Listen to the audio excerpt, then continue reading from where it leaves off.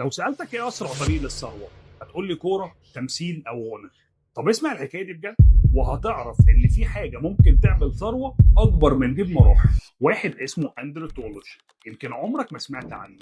اتعرض عليه مليار و500 مليون دولار من مارك زوكربيرج مؤسس فيسبوك عشان يشتريه هو وفريقه ويشتغلوا معاه، بس أندرو رفض. تفتكر بقى مين أندرو ده ورفض العرض ليه؟